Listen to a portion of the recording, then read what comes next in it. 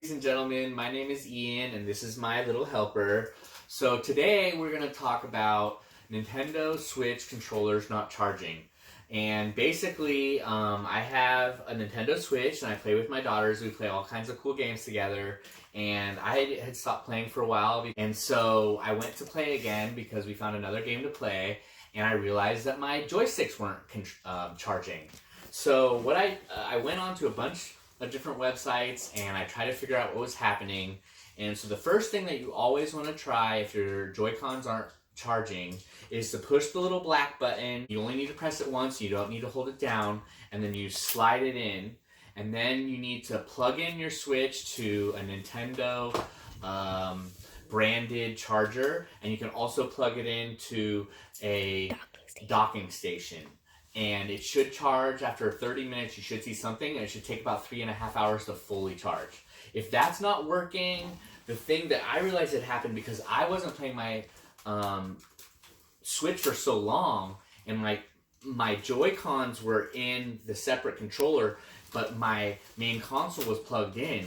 It had updated, and the Joy-Cons had not. So what I did is I got my helper here, and we took her joysticks and plugged it into mine, and we took my joysticks and plugged it into hers.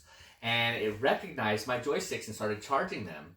So then I went into her settings, and I went to update the Joy-Cons. And let me show you how that works now. So if you go in, and you can, when your Joy-Cons aren't working, you can push the screen. So you just push the screen 3 times to get in, and then you can go into controllers, and if they're charging, you'll see them there and you'll see the amount of charge. If you don't see, if they're grayed out like mine were, then you have to go back here and you have to go into main settings, and then see controlling and sensors, and then you can come down here and you can click update controllers.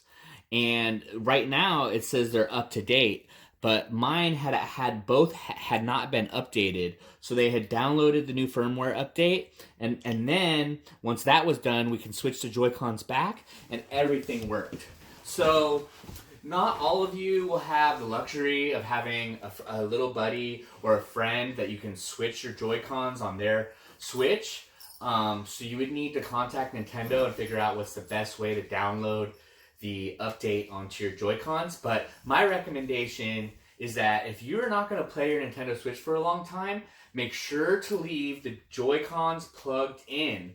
And so when the Switch downloads an update, that the controllers also get updated as well. Okay, awesome. Thank you so much for watching our video today, and I hope that this helps you, and you guys have a great day.